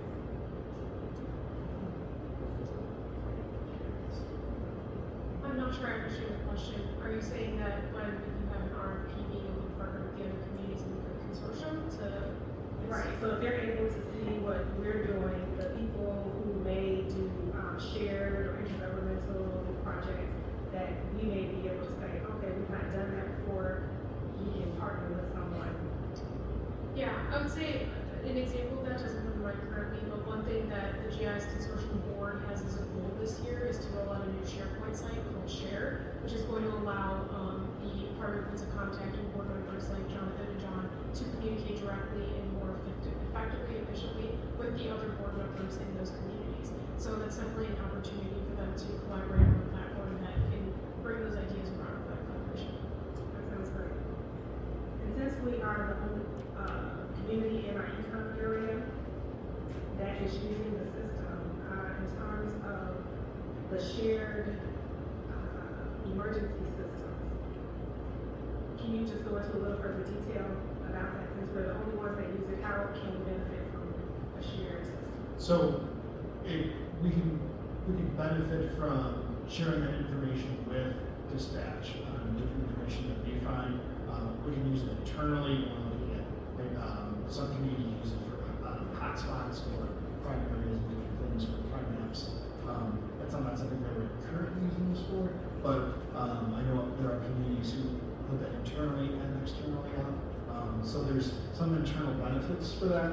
Obviously, drive time is something that fire and police both examine, both within the community and the greater community. So it's a tool that can be leveraged in those conversations. As far as without having all the other community, would it be more dynamic if every community was doing something similar? Yeah, it would be. Do I think one of our neighboring communities is a joint part of this group? Yeah, I think it does. We do watch each other, we do steal from each other all the time. That's part of being a consortium too. It's a community where we ask questions of each other and what's they're doing and see if we can figure it out. We've already had some interest from one of our community members who had questions because they're interested in this mission. So that would be helpful for another economy. Part of maybe a conversation that was had many years ago, a little conversation was about our ring systems and our televising systems around the neighborhood when an incident happens. Is there something where neighbors and community members can upload anything about crime, intervention, or something that we should? I'm not aware that there's any kind of ring portion of your. What some communities have done in other consortium communities is they offer a community survey so that businesses and residents can let public safety know if they have a camera or a ring system in their residence or business, and then how different public safety has utilized that before is when they know those locations and an incident occurs, they can then use GIS to see what cameras are in the vicinity or potentially in the path that is that they're looking at, so that they can reach out to those who have submitted that sort of thing. And we don't currently subscribe to that, but that is something that we could look into. That's a solution that if public safety was interested in, if you were surveying and interested in these things, you can do even if we're not. The ring subscription model, I know there was something that was part of it, when I was in Homewood. I know there were some court challenges to that as well, and that has come about of police knowing the information, but they don't have direct access to it, and I might be incorrect on that. Does anyone police back there know if anything's changed with the ring camera? Yeah. Nothing's changed. Yeah. So, but having a database where we know where the cameras are, that's would be an interesting project. Apparently, someone in the consortium's done it, so maybe something we can monitor.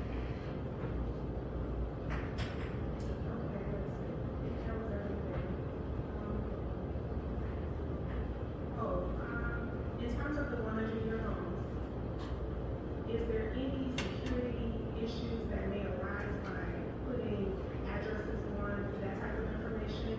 It seems like anybody can go in and type in an address and get information about any house that they would like, but is there any security things that we should be thinking about making people log in or And I'll let Elaine finish this.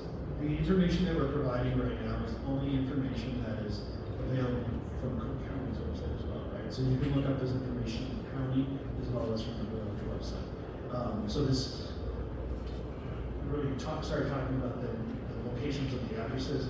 You can see on the public portal the names on this. Internally, we have that access, but not externally from residents, and that's for some of those same safety reasons. Am I correct with that?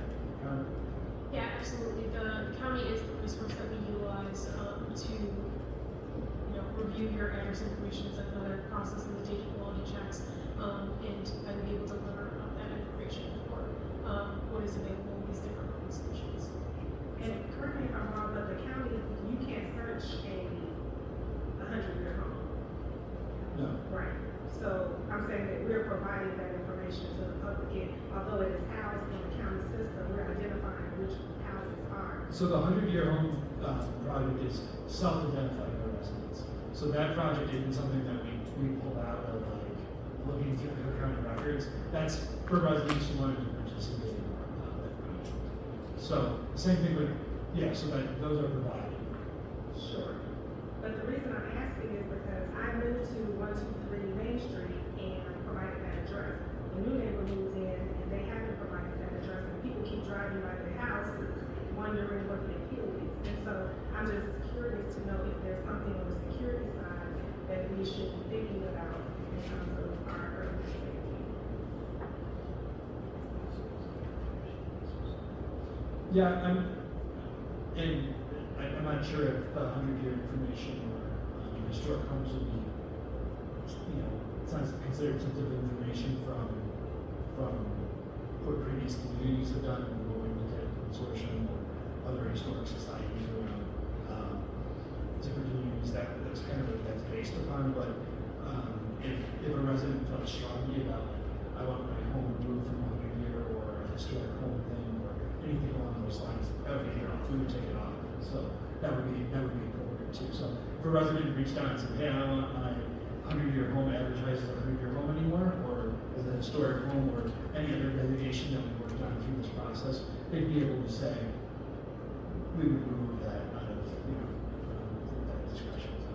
That's fantastic. So, and I don't want to belabor the point. Okay. For those individuals that may not know that their home is 100-year, they didn't care to know, when they purchased the home and it's on the list, should we, when we have the new residents list, should we have that recognized as your home is a 100-year home, or your home is over 100 years, would you like to have your home promoted? Should we be taking some security measures again? And we could also talk about this internally too. This is something that we're celebrating the village's 100-year anniversary this year. So there's no exact, we haven't decided if we're going to keep this as a 100-year part of it moving forward after the 100 years. We might look at the number of people going comparatively like our historic home project or something along those lines, which would be more permanent on our website. But it's a good point that those people who put in for the 100-year designation this year, maybe that's not something we highlight on our website after this year, which is that would be a good point too. So maybe after this year, highlight it compared with our historic homes. Thank you very much. Good luck. I think it's also important to point out that the data is still subject to the rules of FOIA. So even though internally we'll have access to, obviously, the water and sewer distribution lines and so forth, no member of the public can get certain information that would breach the village's security and safety, whether that be through public works or through public safety. So we are mindful of that. That was understood. Thank you. Thank you. Awesome presentation. Good job. Thank you.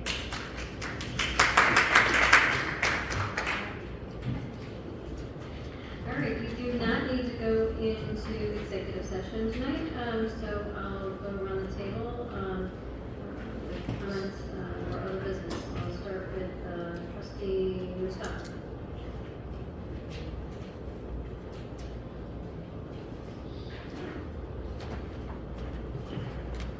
Wanted to ask a couple questions about the manager's report and some clarification about the fence that will be around the basin and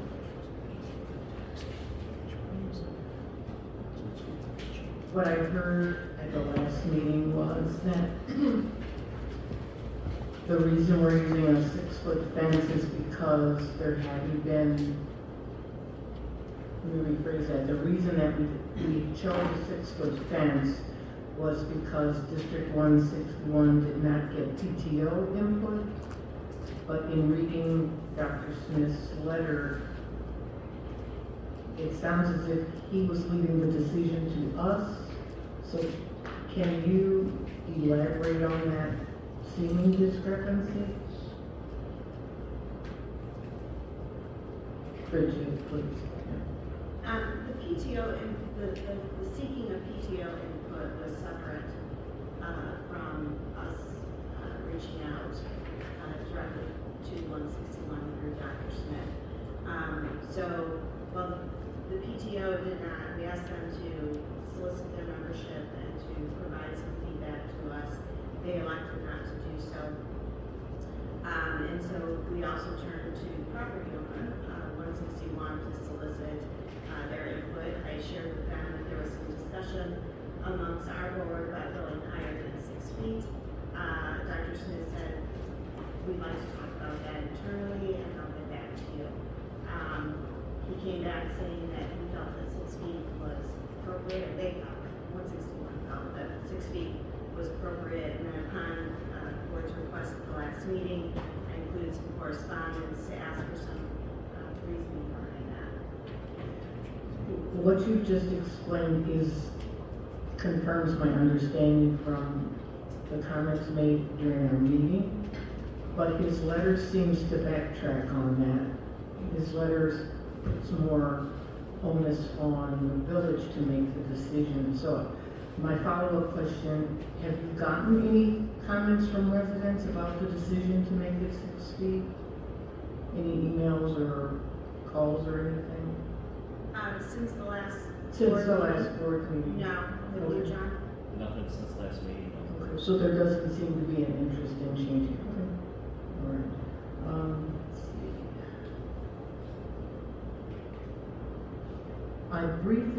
This is a different topic. I briefly mentioned to John, thank you for the list of grants and the summary of expenses for the basin, and mentioned to him that I realize now we don't have the need to update, but I envision a column, an additional column to the right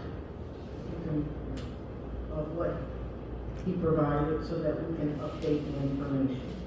So for example, where we have the grants that have been applied for but not received, we could actually update it with information about whether we got the amount we requested or a different amount. Once the expenses are confirmed, we could update with the actual expenses. And if there was a budget adjustment, we could show that to the right of the numbers that were given, which I realize would be going forward. That information is not available now. Correct. So I thank you for providing it in that format. I think it'll be easier for us to see our progress with the project and how numbers change. To steal a phrase from earlier, I think this could be a living document for the board. Really, your variables are within those last two boxes within that spreadsheet, and we could, as each phase progresses, we can update those numbers, and we'd be able to then see new or updated estimated balance of funds available. So not to contradict you, but just for clarity, I'm thinking of those updates in a separate column, not to change the numbers that are there, so we can compare. Understood. Okay, thank you very much. Thank you. Trustee Bredenstein. No questions or comments? Thank you. Trustee Dagan. Yes, so to explain my lateness to the meeting tonight in my very casual attire, I made the decision to play a little bit of hooky on our meeting tonight so that I coached the 12U Flossmoor girls softball team, and tonight is the first night of playoffs, and it's a win or go home. So I'm happy to announce that we won. And these are some amazing girls. Most of them have been playing together for the last 5 or 6 years, and this is kind of their last hurrah in the 12U system. So we won. We play again on Wednesday. If we win that, we play Friday. If we win that, then we go to the championship game on Saturday. So that's why I'm here. I am repping, and that's why I'm very casual, which is not as normal. So.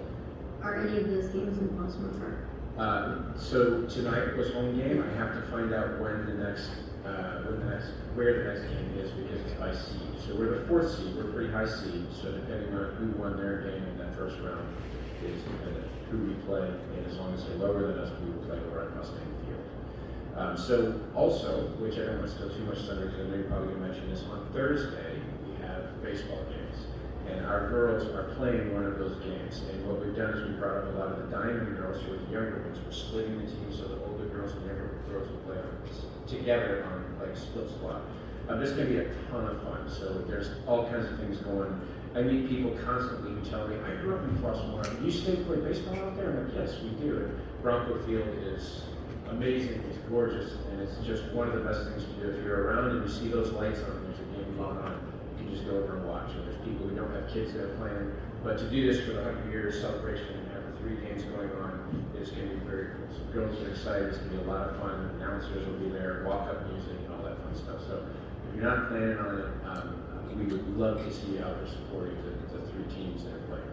So, and that's what Thank you. Keep us posted on the locations. Is this their last year because they go to high school? Well, so it's 12U, and then after that, they have to go to 15U. And they have to decide what they want to do. So we have a lot of girls that play also basketball and soccer and many other things. So by the time they get ready to go to high school, they start getting a little bit more compartmentalized. They want sport, yeah, a little bit more specialized. But we've got a girl that had 2 soccer games today and then came and played. It was at 90 degrees. Yeah, they're amazing. So. Thank you. Trustee Driscoll. No questions or comments, just looking forward to Thursday and an opportunity to really be great. Thank you. Trustee Lofton. Once again, I want to applaud our first responders on the just fantastic, terrific effort in the life-saving event, and to actually have the individual here was really exceptional. Congratulations to all. Thank you. Trustee Manfred. And besides Thursday, the board and the mayor are sponsoring the band at Flossmoor Station Friday night. The whole village is invited. We'd love for everyone to come out, and looking forward to it. That's all I have. Thank you. Clerk Lugano. Village Attorney. Village Manager. Okay, just a couple things because I know it's getting late. In addition to the games that are going on, there's going to be food trucks, classic cars from the decades, starting with the 1920s, which is pretty cool. Lots of activities for the kids, and a drone show at dusk. And also singing Happy Birthday and cupcakes. And Stephanie, I cannot believe you heard right now. You've got to be exhausted. The village got some fantastic news last week that the IEPA grant for over $100,000 for bank stabilization over at the Dartmouth Bridge was approved. At Butterfield Creek, we had a presentation and an interview with Cook County about a month ago now, and we're waiting to hear about a $345,000 request to help fund the bridge replacement. Right now, there's a heavy rain. The boards from the bridge start floating down the stream, and there's a lot of repairs that Public Works is constantly having to do to make it not a safety issue. So we're excited about that. Big thanks to Public Works Director John Brunke and Village Manager Wachtel and all the staff that have played a part in those applications. We'll keep you posted on that Cook County one. And then looking forward to seeing everybody either out clean the parade route tomorrow night, or at the parade on Wednesday, or our big celebration on Thursday, or the after party on Friday. So thank you so much and have a great night. Can I get a motion to adjourn? So moved. All in favor? Aye. Opposed? Have a great night,